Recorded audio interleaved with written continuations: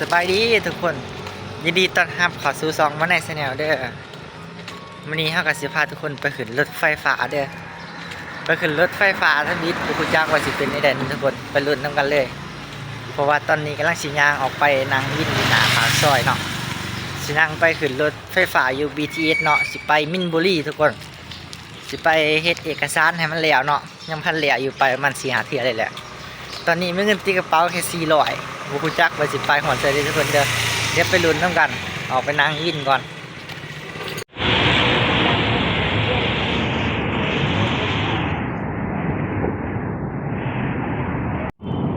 ทางมาทุกคนค่ารถค่าวินนั่งมากก็ประมาณ40 บาทเนาะเดี๋ยวเขาสิพาทุกคนกลับไปซื้อตั๋วรถอยู่ข้างในนี่ทุกคนแผนที่เส้นทางไฟฟ้า BTS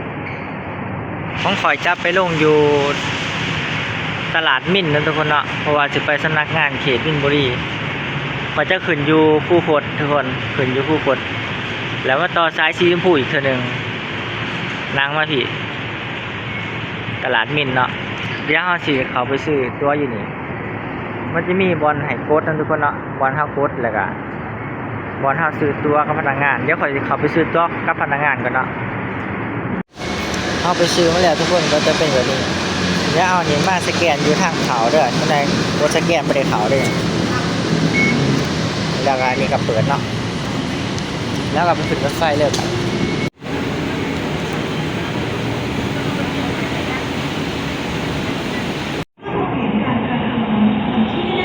คนร้ายเลย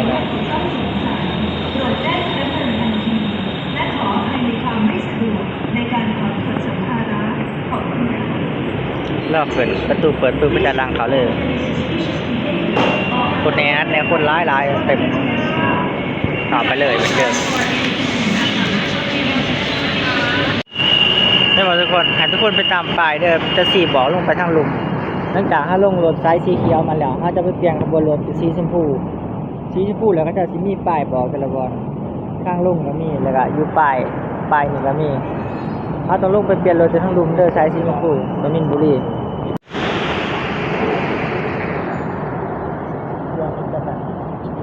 โดนเกียร์แต่ว่าไม่ได้แบบนี้ก็แล้วก็ตก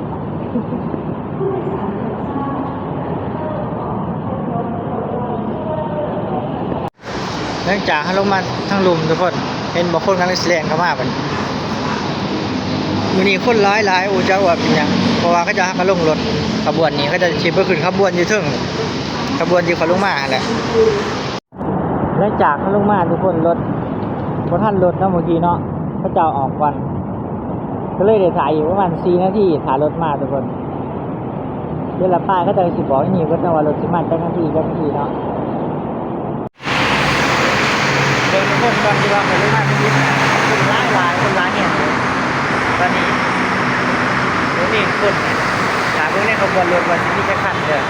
อันนี้เรามีกันน่ารักเข้าดีครับก็เป็นบอลสื่อตัวที่แบบสถานีจะมีบอลสื่อตัวเบิร์ดแต่ทุกคนดูอีกทางนึงเนาะว่าคนเต็มเลยครับไปแ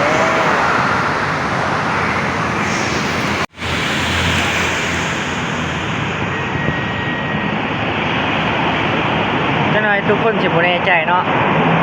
เพราะว่าเส้นทางนี้เขาจะขึ้นเข้าลงมาอยู่วัดภาษีทุกคนวัดภาษี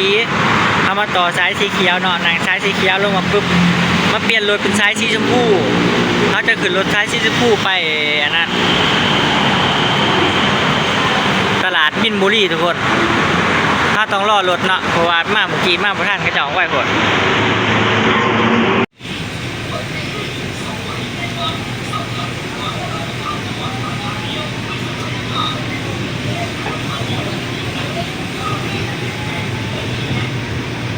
สถานีต่อไป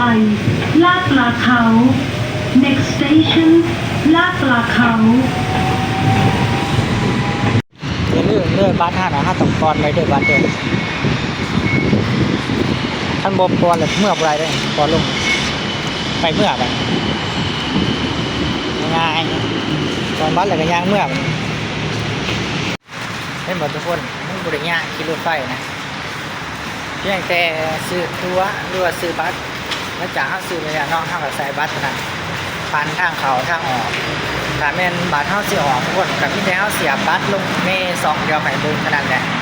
แต่ไม่ต้องไปเสียบใช้กับบริออกเนาะมันล็อกไว้หันตอนนี้จากปิ้งขางกระแพงทุกคนเลยไป